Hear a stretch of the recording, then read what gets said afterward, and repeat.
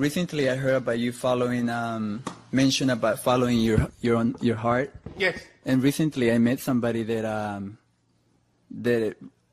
has challenged me the way I love, that, meaning that I really love this person. Yes.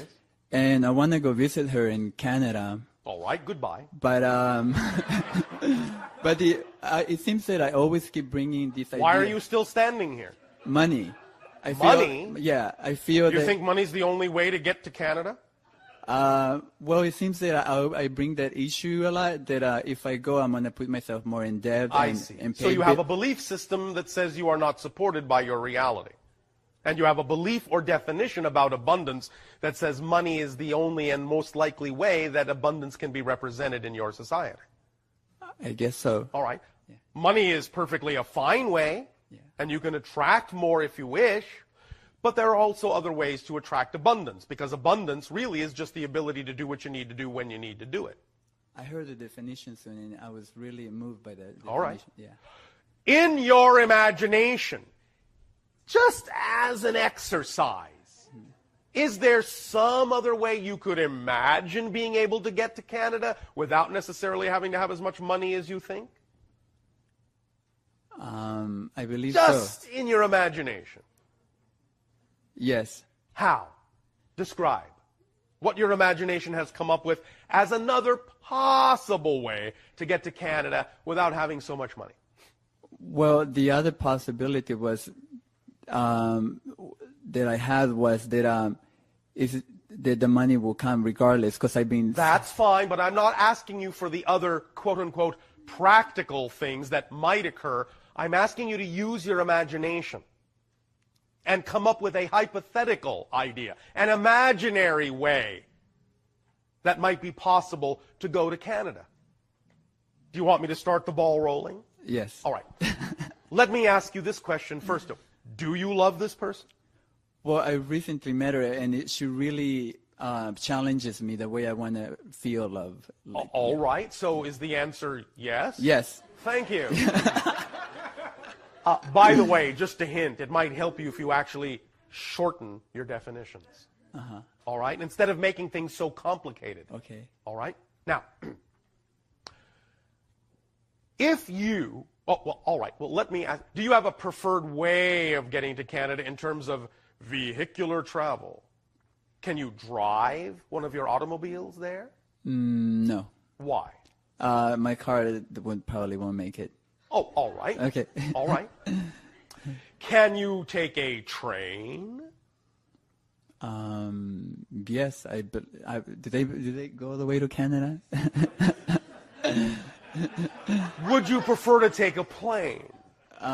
Yes. I guess because I don't want to take time from work for too long, which I mean. Am I asking you for any of this detail in your imaginary scenario? No. You see, here's my point, and you're really illustrating it very strongly. Yeah. I'm telling you to have an imaginary scenario, and yet, even in your imaginary scenario, you still don't want to take time off from work. Yeah. In your imaginary scenario, you don't have that consideration. Yeah. You follow me? Yes, I'm following. All right. So, imagining that you could just get up and go is a plane your preferred method of travel? Yes. All right. Where in Canada is this person? Vancouver. Vancouver. All right. So, you are saying you do not have the money to buy a plane ticket to Vancouver? Yes. All right. Are you saying you also don't have the time? Yes. All right. Would you rather find someone else closer to home that you do have time to see and don't need money to go travel to? No. No. All right. That's fine. Just making sure what's going on in your definition. Now then, how much time would you like to spend with her in Vancouver? A week. 1 week. All right. In your imaginary scenario, is it possible for you to ask for a week off in your work? Yes. All right. So that's not a problem, yes? Mm-hmm. No. Oh, thank you. Now, can you go to the travel agency and say, this is the money I have. Can you help me get to Vancouver on this much money? Can you do that? Yes. Do you believe they will help you with the money you have? Hesitation means no. No. Thank you. Yeah. Can you go to the airline and say, my true love is in Vancouver? I can't get there, I don't have the money. Can you please help me get there? Can you do that? Yes. Yes. Do you believe that might actually work? No.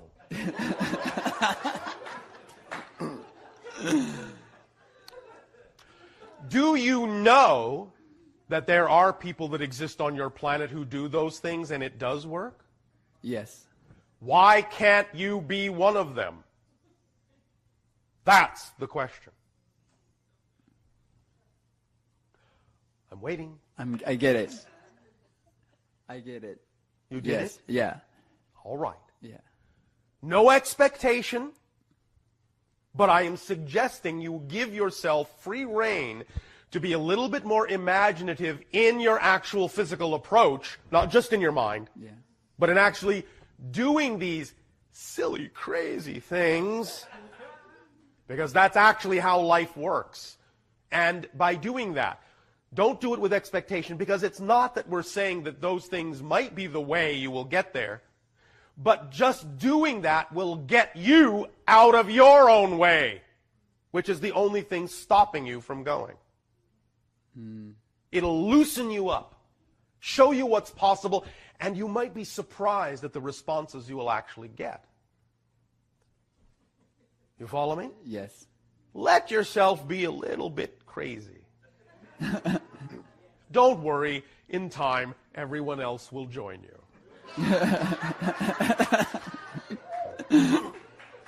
Are you willing to loosen up and be a little bit more experimental in the way you think things need to be done? Most definitely. All right, have fun with it. No expectation. Just play. And by all means, do let us know what happens. Yes. Thank you. Thank you, Bashar. Yes. Hi, Bashar. And to you, good day. Thank you. I hope this is a question that strikes a chord with everyone else. Just as It all the doesn't other- matter us. if you are asking it. Everyone will get something out of it. Of course. I wanted to ask if you could comment on the relationship between sex and the human soul.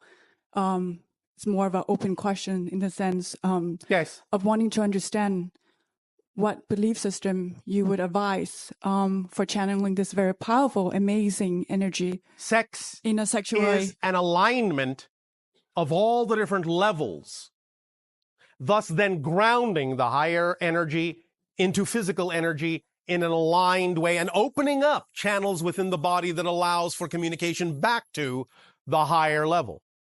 Beautiful. It And is the grounding of a circuit, the completion of a circuit, and thus then once the path has been defined, it is thus then the allowance of the lightning strike to align all the centers and allow for clear communication back to the higher levels. That's its fundamental function.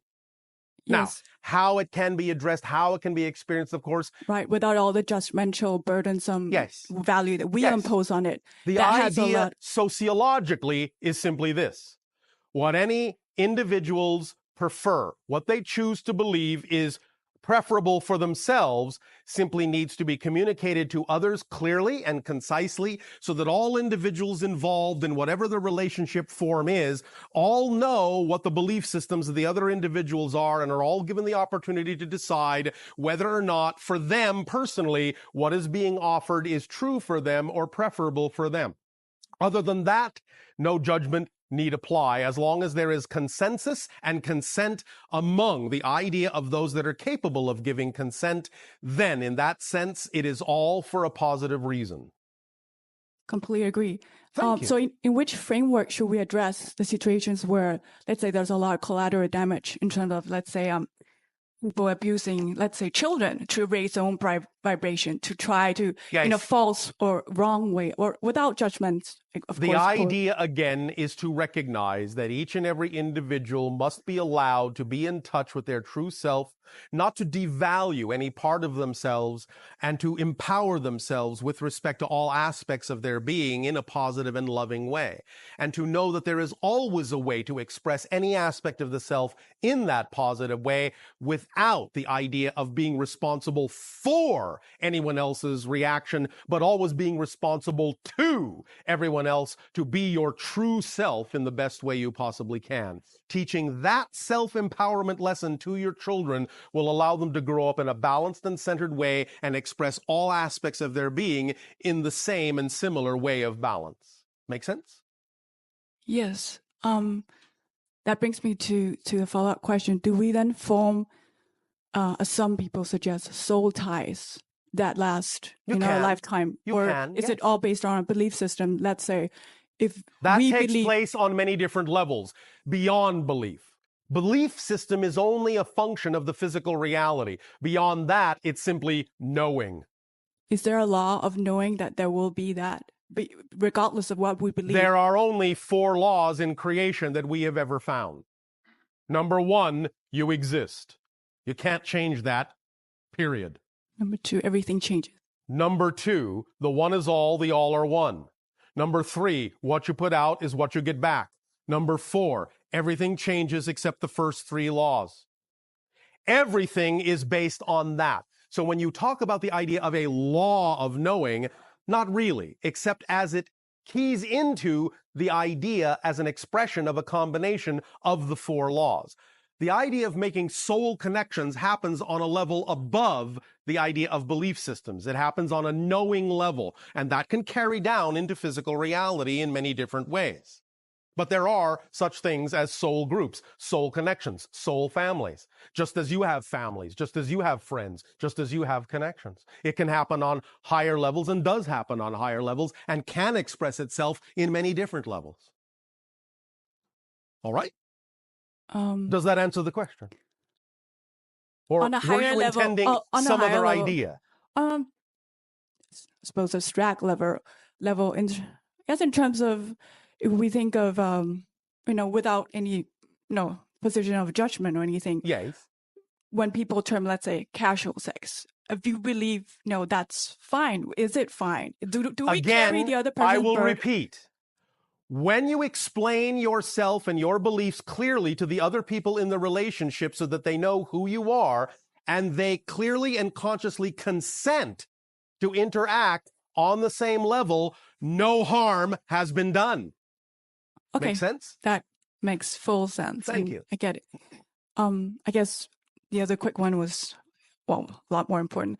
How would we alleviate the collateral damage that happens through people channeling through, let's say, child prostitution, which happens. Again, the idea of any so-called damage that has been done would require a deep understanding of the conditions and the belief systems that created the experience to begin with, and a sharing and a helping and an assistance to allow those individuals to learn from those choices and to choose other things that may result in more positive experiences from that point forward. Anything that has ever been experienced that is negative can always be turned around and always be used to create positive experiences. And sometimes many individual souls may actually choose to have a negative experience in order to really learn how to transform it into positive light.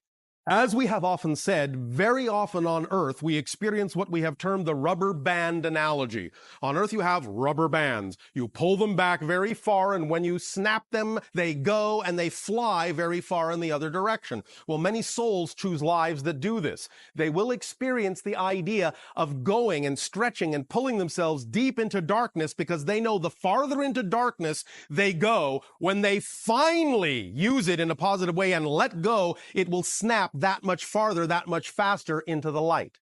So all negative experiences if you choose to, can be turned into positive ones, and the degree of energy used to create the negative one can be representative of the degree of energy that can result on the positive side as well. Remember, many of you, we know, think of yourselves as a primitive culture.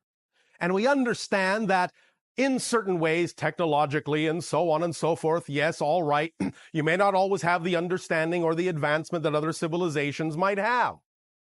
But you must understand something very important energetically when it comes to negative and positive energy. There is a reason why we have called you the masters of limitation.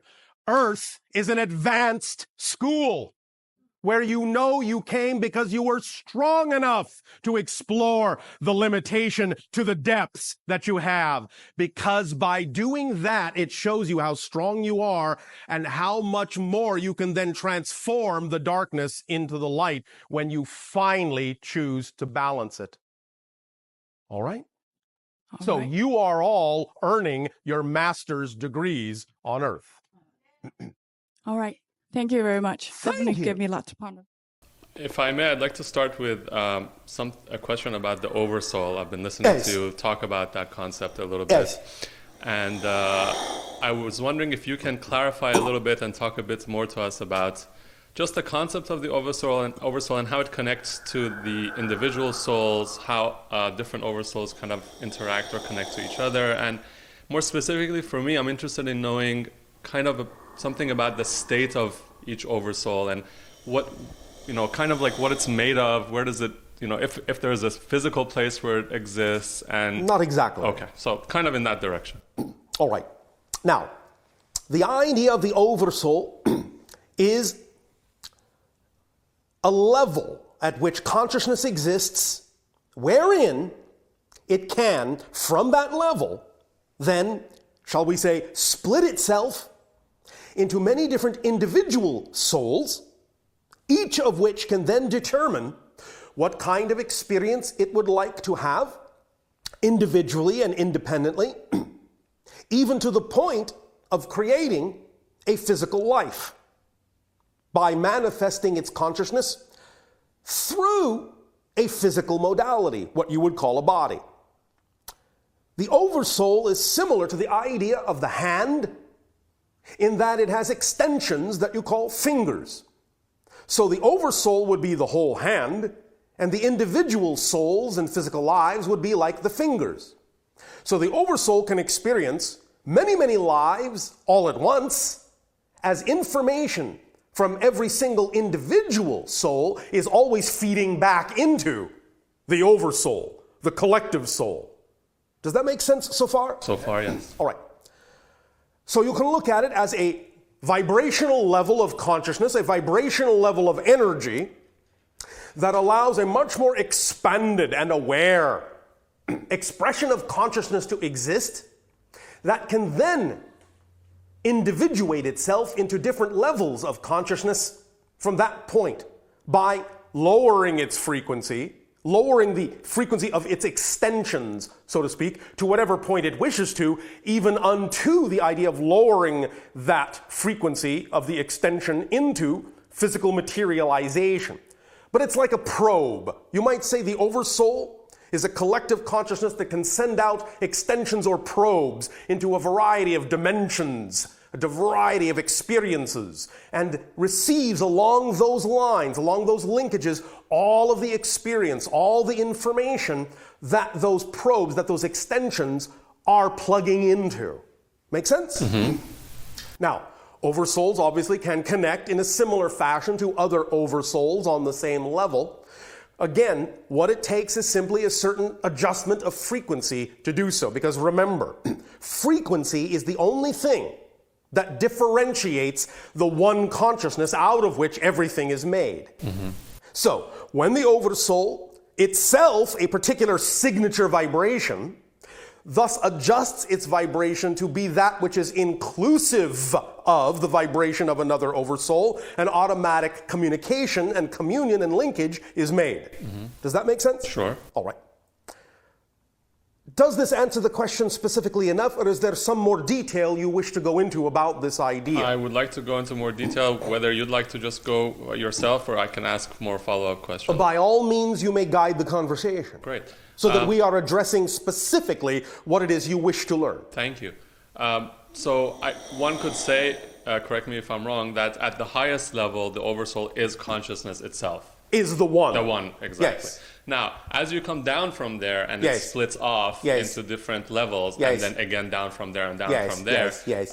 my question really is, do oversouls at those levels only exist in the form of frequency, or is there some physical manifestation at those levels as well that goes on? And to what extent are they aware of themselves as individual oversouls or individual All right, segments? it will depend. Okay. And what it mostly depends upon is whether or not an environment can be created that can actually handle the physicalization of the oversoul. Mm-hmm. For example, dolphins are individualized souls. Whales are multiple dolphin oversouls. You follow me? No, sorry. All right. A whale is an oversoul in physical form. Mm-hmm. It is the oversoul of a multitude of dolphins. Got it. It can physicalize because the environment of the ocean allows for the ability to support a physical mass that is representative of the size of the oversoul. Whereas on land, it is unlikely that your oversoul can manifest because the environment cannot support a physical manifestation of something that large in a single body, as it can in the ocean. Mm-hmm. But the oversoul can take on certain characteristics that are close to physicalization. Mm-hmm. And in that sense, it is what would be called the collective consciousness of your planet. What might be referred to as often the Buddha nature, the Christ consciousness, the Krishna spirit, however you wish to name it, the idea of that collective consciousness of all your people is the oversoul of your world. And in that sense, it is connected to the physicality of the earth itself. And the earth is somewhat representative of the oversoul of your collective consciousness, but it is not exactly a manifestation of the specific oversoul, but the specific oversoul does take on a kind of physicalization that you would call electromagnetic energy. So, the electromagnetic energy of the planet is as close as possible to physical manifestation as the oversoul collective consciousness of the planet can get. Make sense? Yes. Does that answer your question? Very much. And one more quick follow-up. Yes. So is it fair to say that's a really good analogy, or rather a good visualization for me? And is it fair to say in that case that there is one oversoul, if you go enough levels up, that all of the physical beings on Earth ultimately connect to or flow from? Yes. Okay. And above that, Exactly. there is one oversoul that connects all physical beings within, again, a certain grouping, and above that, an oversoul that connects all physical and non-physical beings above a certain grouping, and on and on and on, all the way up to the one. Sure. That is everything. Sure. Does that make sense? Yes, thank you very, very much. Thank you. Very, very much. Hi, Bashar. A Adrian, follow-up. good day. Good day to you. A follow-up to that question. Yes. That is, why does Oversoul do that? Why does Oversoul? Because oversoul can. That's its nature. Any purpose to it? Well, yes, to learn, to grow, to be, to experience. Okay. Remember, that which is does not need a reason to be. It already is. So it just does what it does because it can. Why do you do what you do? Good question. Thank you. In other words, what any level of being or consciousness does, it does simply because the thing that it does, ideally, is a representation of its true self. It is simply an expression of what it is. It is a representation, if you will, of its passion, of its truth, of its light. It is simply an expression of who and what it is as an individualized concept within creation. It is simply being itself. Okay, one more follow-up on this, and I'll give it to Ali. How does this Oversoul grow by this experience? I think that's what you just mentioned. Yes. It becomes more aware of more of all that is. That's what growth is remembering more and more and more of what you are on every level. Growth is always, on every level, more of remembering more of who and what you are as all that is. Does that make sense to you? Yes, it does, actually. Thank you very much.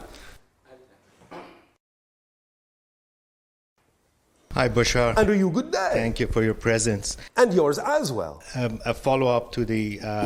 follow-up after follow-up. All right. We shall follow. Okay. As the Oversoul extends itself and has its purpose, how does it extend its purpose to its extensions? And what is the role of the free will within the extensions? Thank you. The idea, again, is that every Oversoul has a particular signature frequency. There is always a little bit of that same signature vibration in every extension. And it is through that similar vibration that there is always a line of communication and connection from the individualization back to the Oversoul and vice versa. Does that make sense? Yes.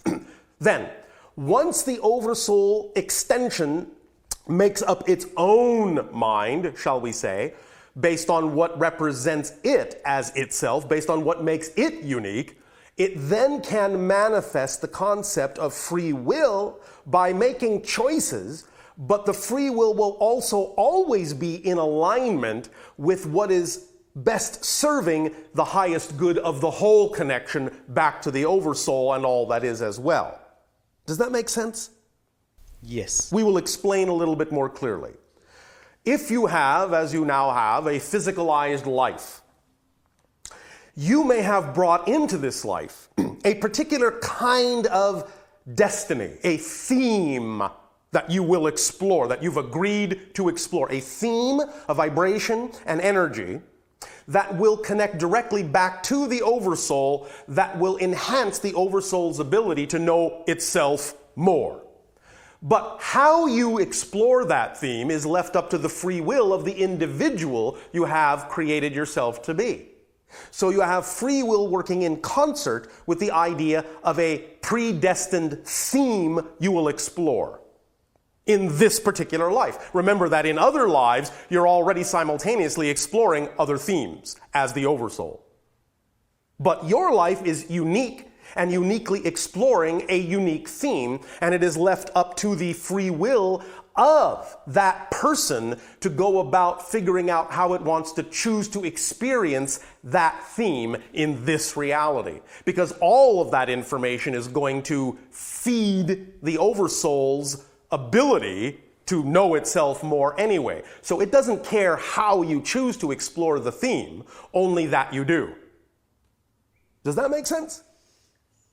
Yes, no, maybe? Yes, so it's kind of is it a hit and miss sometimes as far as the Oversoul is concerned? Only because of the nature of the dimension you may find yourself in, it can seem somewhat hit and miss. From the Oversoul's point of view, it will use all information to its benefit.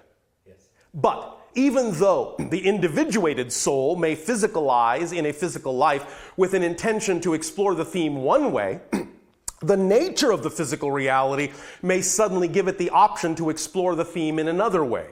And so it is up to the free will of the individual person to decide which way to explore that theme. In that sense, the Oversoul doesn't really care which way it goes because it's going to learn something from it anyway.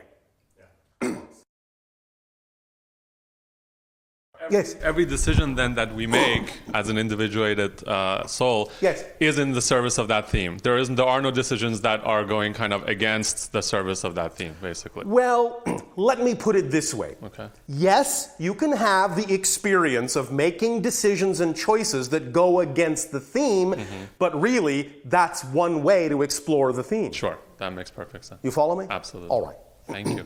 Because you're making decisions relative to that theme and not another one. Sure.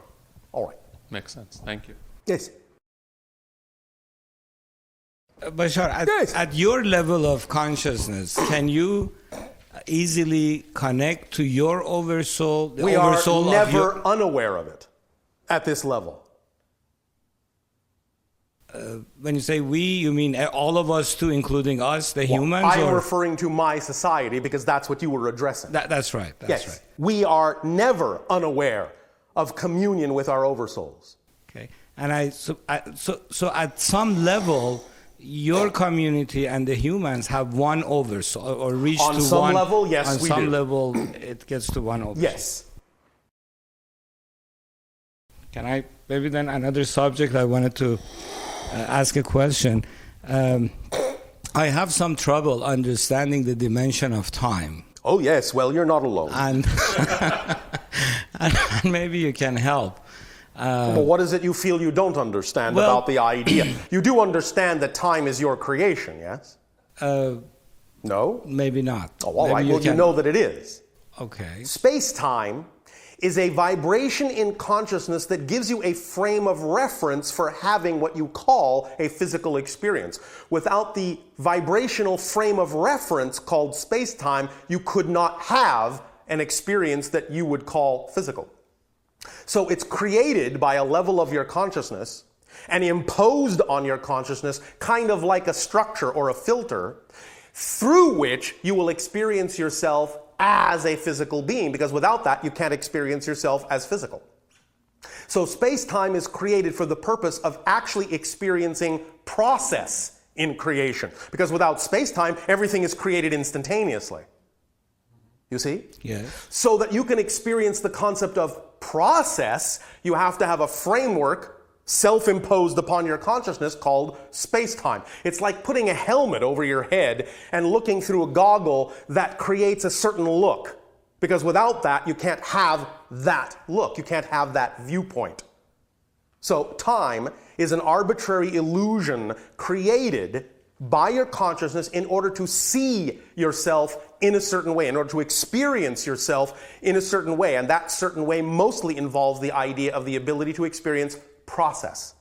That things are in the act of being created, as opposed to simply instantaneously being, which is what it is on higher levels.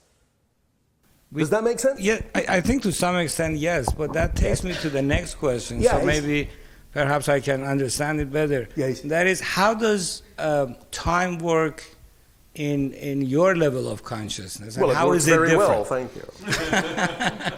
And how is it different? It is not so structured. We have the understanding now in our experience that time for us does not have to be created in such a structured way. We use it as a tool when it is necessary. For instance, when we are speaking with a civilization like your own, we understand that we must lock into your time frequency, your sense of time, in order to communicate with you in a timely fashion. But in our own reality, we hardly ever really experience it that way.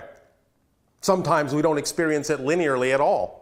Our consciousness shifts up and down what you would call the timeline very frequently, very freely, very fluidly, so that we can be not only where we wish to, but when we wish to, in our focus, in our consciousness.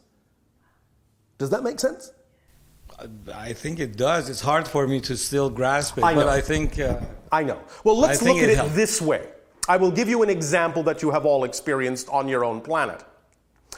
You have a saying on your planet that time flies when you're having fun.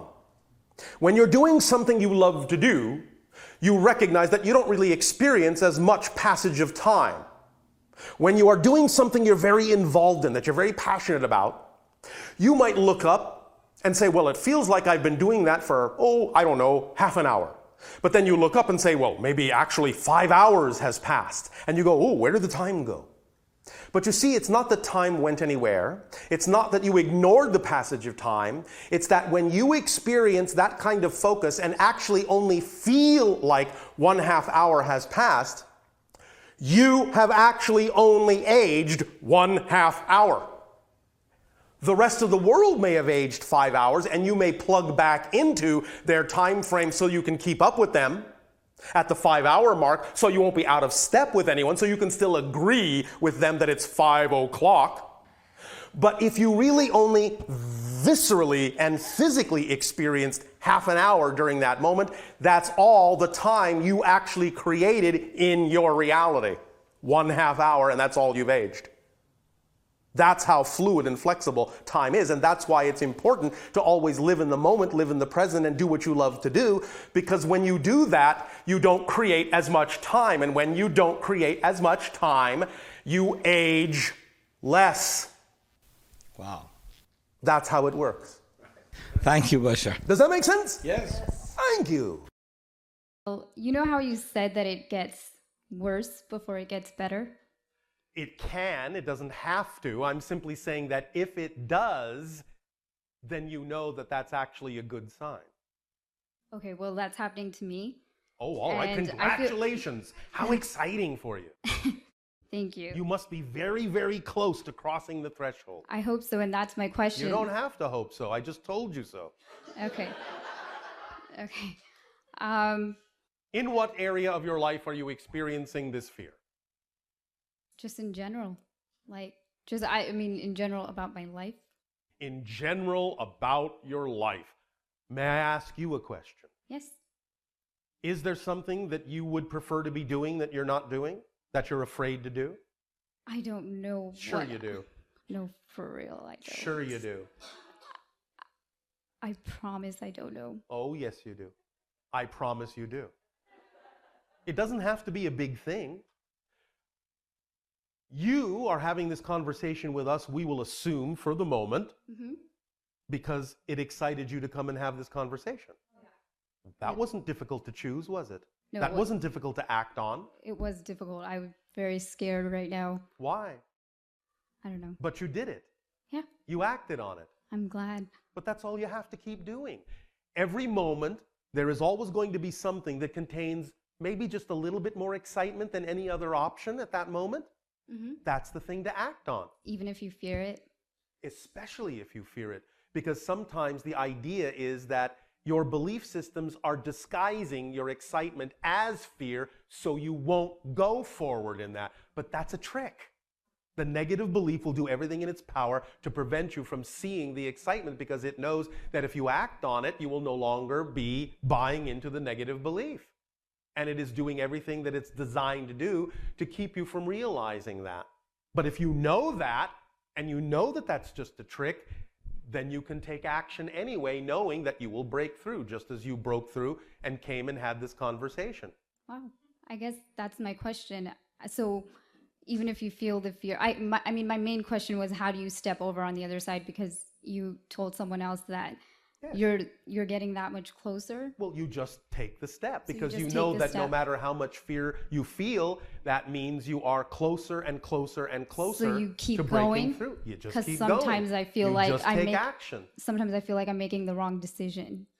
If that is actually true in a fundamental sense, then you will know at some point that it was not necessarily the decision that is to your preference. And then you will be able to take the decision and take the action that is. So even the negative will have served you by showing you the contrast of what you don't prefer so you can more clearly understand what you do. So everything can still work to your favor. That's what we were talking about earlier by talking about the idea that a mistake is not really a mistake if you don't use it as a negative thing. Right. You can't really make a wrong choice if you choose to learn something from the choice that you don't prefer. Because many times it's easier for people on your planet, because of the way they have been brought up, to see the light by first experiencing more darkness, because it helps them recognize the difference. And therefore you're using the darkness in a positive way to help you see the light more easily. Yes? Yeah.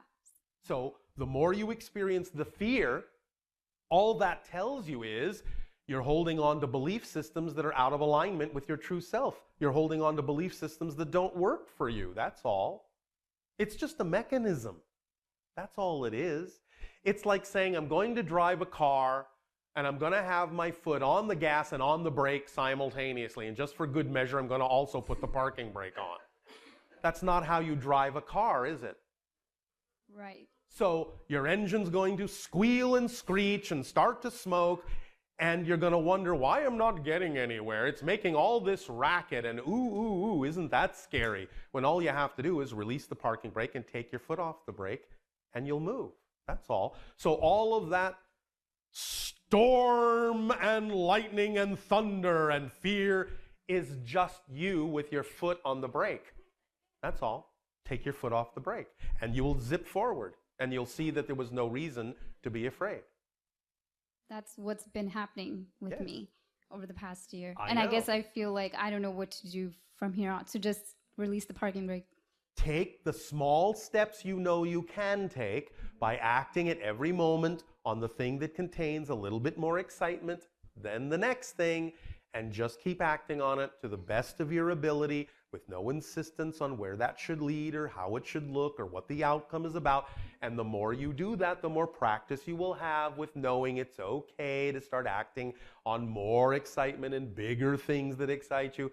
And you will train yourself to understand that that's what you actually prefer, and your fears will subside because you'll be having so much fun, you will no longer want to pay attention to the negative belief that's shouting at you to stop. You will then know when to slow down, when to speed up in a more natural way, according to what you prefer, not what the negative belief tries to convince you is true about you. You will know what is true about you, and you won't have to pay attention to it anymore in the same way. I like that. I feel like I don't trust my decisions. Oh, absolutely you don't. Yeah. But that's the idea, is because not trusting your decisions is a decision. Right. And that's the one you're trusting. You are trusting your decision. It's just that you're choosing to trust the negative one. You see the difference? There's no such thing as a lack of trust. No such thing. But you can trust in something negative about yourself. Right. So you are trusting. So why not trust what you prefer instead of what you don't? It's because I made a decision last year, and I trusted that decision, and it turned out to be what? Chaotic. I mean, my life So kind what? of turned upside down. Congratulations. You could learn something from that. Yeah, I mean, all my fears came up, all the darkness. Congratulations. So you are strong enough and bold enough to have gotten all of that out on the table all at once instead of piddling along through your life over time. That means you're a powerful person and can handle all of this, and you will transform it very quickly. If you want to look at it that way, that's how you'll experience it. If you want to dwell on the fact that you did it, you're going to make it take longer. That's what I've been doing. Well, are you tired of it? Yeah. Really are you sick of it? I'm really Stop sick of doing it. Okay. Unless you're really not sick and tired of it. I'm really sick and tired. Then stop doing it, because you have the freedom to make that choice and make that decision. And there is absolutely no reason for you to assume that if the universe has been supporting you in trusting a negative idea, it will just as easily support you in trusting a positive one, because it doesn't have a mind of its own. Right. It's just a machine. It's not going to contradict you. Okay, I get it. So just to clarify, yes, what to do from here on is just to trust myself? At the end of this conversation, you have a number of options available to you at the end of this interaction. Look at all the options and just say, which one contains even a little bit more excitement than any other? I could read a book, I could call a friend, I could go have a meal, I could see a movie, whatever it is. Keep it simple. Just keep choosing the one that has more excitement than any other, that you have the greatest ability to take action on, and just take action on it with no insistence on a particular outcome. And see what happens. And just keep doing that every moment that you come to another ability to choose something to do. Just look at all your options at that moment, take your time, no rush, no hurry, and just choose the one that's most exciting and take whatever action you can on it with no assumption as to where that's supposed to lead. And just keep doing that every moment. Just keep doing that every moment. Just keep doing that every moment. And before you know it, your life will be a series of absolutely ecstatic choices and experience. I like that. And then the mistake last year won't impact me anymore? Why should it? Okay. You have learned from it. Right. You have used it in a positive way to make a different choice. So how can something that is no longer relevant to your vibration in any way, shape, or form impact you? Thank you. Do you understand? Yeah. You can only experience what you're the vibrational level of. You can't experience something that is not a match to your vibration anymore. Does that make sense? Yes, perfect sense. Thanks All right. so much. So the idea, let us reinforce this from a different point of view. Remember, The proof that you have changed is not because the outside looks different. Because the same things may appear to happen. Right, I get caught up in that. So the idea is the proof you have changed is when you respond differently to them, even if they look the same as they did before. Because they're not the same if you respond differently. You will get a different effect from them. You understand? So that's the proof you've changed, and that's how you will experience your life differently. Does that help? Yeah, it helps so much. All right. Well, you are welcome. Thank you so much.